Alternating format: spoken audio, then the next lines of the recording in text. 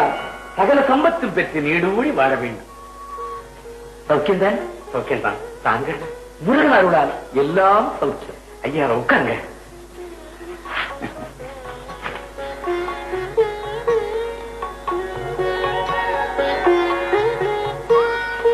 ஐயா, என் தம்பி ராமலிங்கத்தை தங்கள் மாணாக்கனாக ஏற்றுக்கொள்ள வேண்டும்.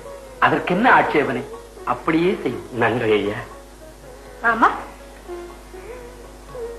சபாபதி ஐயா, இன்னும் சில காலம் இவன் உன்னிடமே பயிலலாமே.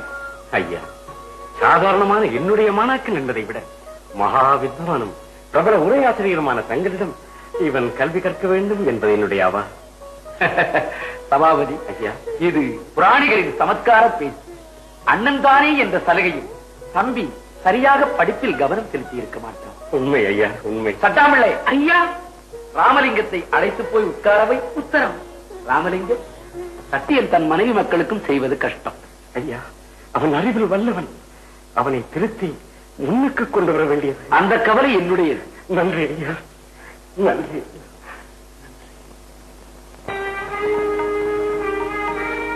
அது என்ன?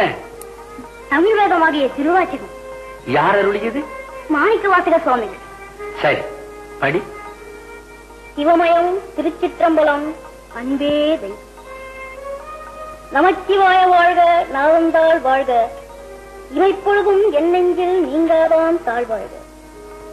புல்லாகி பூடாய் புழுவாய் மரமாகி பல்விருகமாகி பறவையாய் பாம்பாகி கல்லாய் மனிதராய் பேயாய் கணங்களாய் வல்லசுரராகி முனிவராய் தேவராய் எல்லா நின்ற இத்தாவர சங்கமுத்து எல்லா பிறப்பும் பிறந்தழைத்தேன் எம்பெருமான். போதும் ராமலிங்கம், இதை முற்றும் பாடம் செய். படித்தபடி நட. குருவின் முதற் கட்டளை. வெற்றி வேர்க்கை தெரியுமா? வெற்றிகளை தாங்கி நிற்கும் என் ஐயன் ஞான பண்டிதனின் கை நான் தினமும் பார்க்கிறேன். நல்வழி தந்த வேளை வழிபட்டு வாழ்வதென்றே நல்வழி. சட்டாம்பிளே ஐயா, ராமலிங்கத்தை அழைத்து போய் வகுப்பில் முதலில் உட்காரவை. உத்தரவு. வா தம்பி.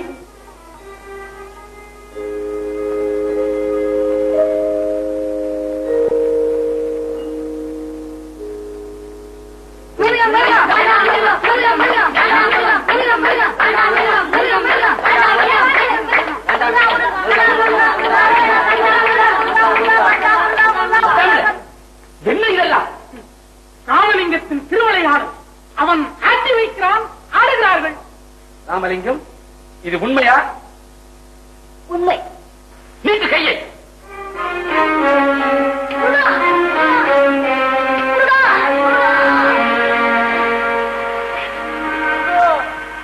கல்விக்கூடம் வருவதாக சொல்லி கந்தகோட்டம் சென்று கண்டவர்களுடன் கைகோத்து ஆடிப்பாடி அலைவது எனக்கு தெரியும்.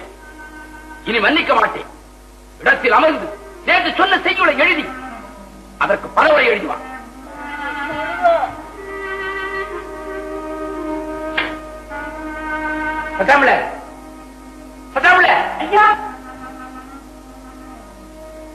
என்னடா அடித்த களைப்பு. இப்படி வரா? ஆமா, என்ன நடந்தது? எல்லோரையும் படிக்க சொன்னேன்.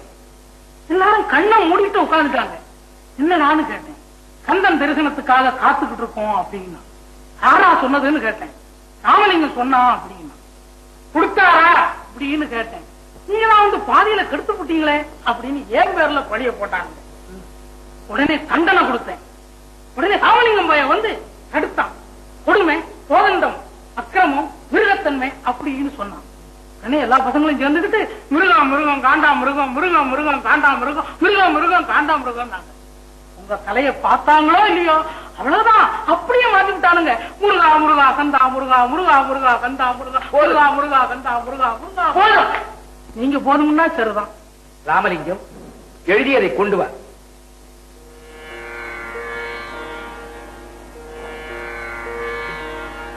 படி. கொண்டாய்ப்பு. காகித பூவில் கசியுமோ பசுந்தே, கற்றாலும் கடவுள் கல்வியல்லவோ கற்க வேண்டும். ஞானப்பசியோ எடுக்கின்றது, நானா என் உள்ளமா ஞானங்களா என யார் அறிவார்? தடித்த ஓர் மகனை தந்தை ஈண்டு அடித்தால் தாயுடன் அணைப்பள், தாயடித்தால் பிடித்தொரு தந்தை அணைப்பன் எனக்கு. அவனை இனி பள்ளிக்கு அனுப்ப வேண்டாம் என்று சொல்லுங்கள். ஏனென்று கேட்டால் அவன் எங்கள் பள்ளிக்கு தகாதவன் என்று சொல். நீங்கள் சொன்னதாக? ஆமாம், ஆசிரியர் சொன்னார், அவர் கட்டளை என்று சொல். ஐயா, இந்த ஒரு முறை மட்டும் மன்னிக்க வேண்டும். ஏதோ லேசாக மிரட்டுவீர்கள் என்பதற்காக சொன்னேன். விரட்டுகிறீர்களே ஐயா. கட்டாமல் சொன்னதை செய். சரி ஐயா. கோடி நமஸ்காரம் ஐயா. ராமலிங்கம், அனந்த கோடி ஆசீர்வாதம். சென்று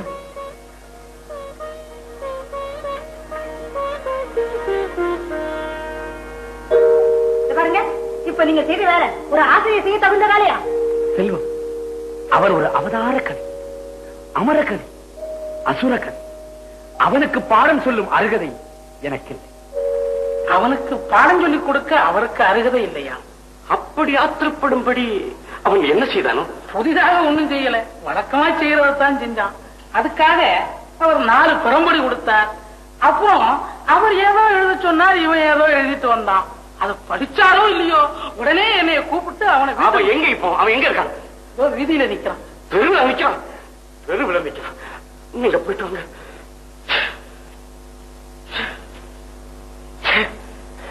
அவன் மனசுல என்னதான் நினைச்சிட்டு இருக்கான்னு தெரியலையே. இதோ பாரு, அவன் ஒழுங்கா முறையா படிக்கல. அவனுக்கு இந்த வீட்டுல உண்ண உணவோ உடுக்க உடையோ இருக்க இடமோ இல்லைன்னு சொல்லிடு. ஆத்திரமா இறஞ்சு பேசாதீங்க. அவன் காதல விட போறது ரொம்ப ரோஜக்காரனாச்சே. ஆத்திரத்துல அறிவிழந்து பேசுறேன். அவன் காதல விழுக்கும் தான் கத்துறான். ரோசக்காரன்னா போகட்டும், அலைகட்டும், அவஸ்தப்படட்டும், அப்பதான் புத்தி வரும். சோம்பேறி பசங்க கூட சுத்திக்கிட்டு இருக்கான்னு எனக்கு தெரியும். இதோ பாருங்க, அவனை திருத்தணுமே தவிர வீட்டை விட்டு துரத்தலாமா? யோசனை செய்யுங்க. படிப்பில்லாம வைக்கலாம், ஆனா பட்டினியா அலைய வைக்கலாமா? இப்ப படிக்கலன்னா பின்னால பட்டினி. நீங்க சொல்றதெல்லாம் நியாயம்தான், ஆனா அவனுக்கு படிப்பு மேல ஓடணும். இத பாரு, அவன் படிக்கலன்னா அவனை பார்க்க கூட எனக்கு பிடிக்கல. நான் சொல்றது கொஞ்சம் கேளுங்க. கேட்டு கேட்டு ஆனதெல்லாம் போதும். இருமா, நான் கேட்க மாட்டேன். அவன் படிக்காம பாழா போனது பாதிக்காம நீதான். இருமா, அவனுக்காக பறிஞ்சுக்கிட்டு பேசின நீ வெளியே போயிட வேண்டியதான்.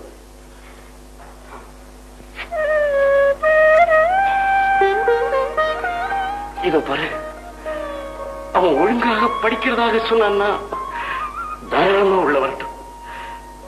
அவன் நல்லதுக்குத்தான் சொல்றான்.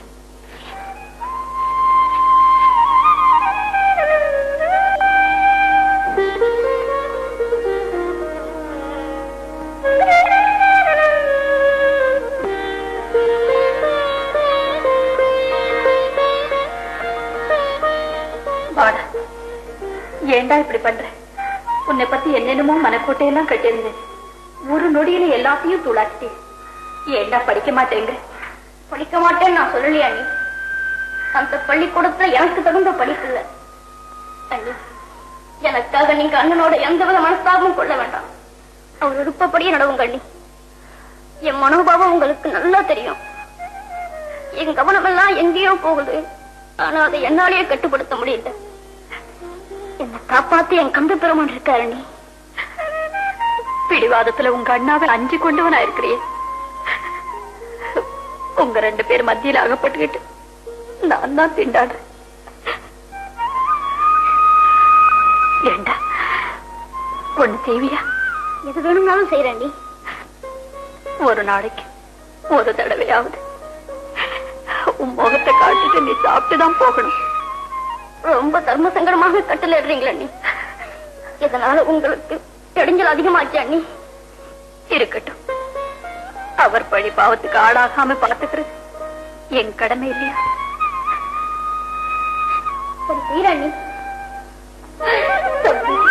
அண்ணன் எனக்கு ஆத்திரமே இல்லை. என்ன அவர் புரிஞ்சுக்கல, என்னால அவர் விருப்பப்படி நடக்க முடியல. சரணி, நான் சொன்னது மறந்துடாதே. தம்பி, எங்கேயும் போய் அலையாம அக்கா வீட்டுல இருந்துட்டு ராத்திரி இங்கேயே வந்துரு.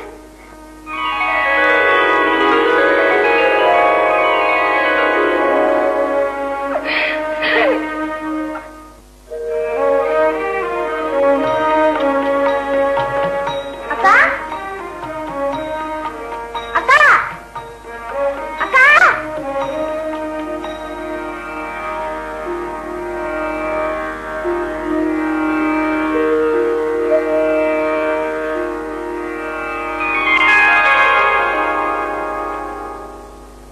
தம்பி, அக்கா, வீட்டுல எல்லாம் சுகந்தானே? வேகாத வெயில் எங்கடா வந்த? பள்ளிக்கூடம் இல்ல? ஏன் பள்ளிக்கூடம் இருக்குது.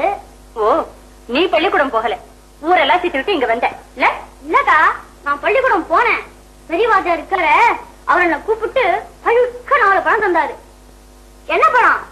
தலப்பம் பழம் கொடுத்து, நீ என் பள்ளிக்கு லாய்க்கல, இனிமே இங்க வராத அப்படின்னு சொல்லி வீட்டுக்கு அனுப்பிச்சிட்டாரு. ஆமா, நீ குழந்தையா ஒழுங்கா பள்ளிக்கூடத்துல உட்கார்ந்து அக்கறையா படிச்சாதானே பெரிய கிழமை மாதிரி கோயிலு குளம் சுத்திக்கிட்டு பாத்தியார் பாடத்தை கட்ட முடிச்சிருப்ப. சரி சரி தெரியுமே. அண்ணன் ஒண்ணும் சொல்லலையா? ஓ, சொன்னாரே, ஒழுங்கா இந்த வீட்டுல இடம் கிடையாது, போவழிய அப்படின்னாரு. அதோட அண்ணியும் கூப்பிட்டு, இந்த பையனுக்கு சாப்பாடு கொடுத்த நீயும் போக வேண்டிட்டான், இன்னும் கண்டிப்பா சொல்லிட்டாரு. தம்பி, ஏண்டா உன் புத்தி இப்படி போகுது? கர்ணத்துடைய பிள்ளை, பெரிய சைவ புராண பிரசங்கி சபாபதி பிள்ளையோட தம்பி, நீ பள்ளிக்கூடம் ஒழுங்கா போகாம ஏண்டா இப்படி கட்டு போற? அக்கா, இந்த பள்ளிக்கூடத்துல சிரமப்பட்டு சொல்லி கொடுக்கிற விஷயம் எல்லாம் எப்படியோ எனக்கு தெரிஞ்ச விஷயமாவே இருக்குக்கா. சட்டாம்பிள்ளையின் அட்டகாசம், பெரிய வாத்தியாரின் பயமுறுத்தல், தப்புக்கு மீறின தண்டனை, இதெல்லாம் நிறைஞ்சதான்க்கா அந்த பள்ளிக்கூடம்.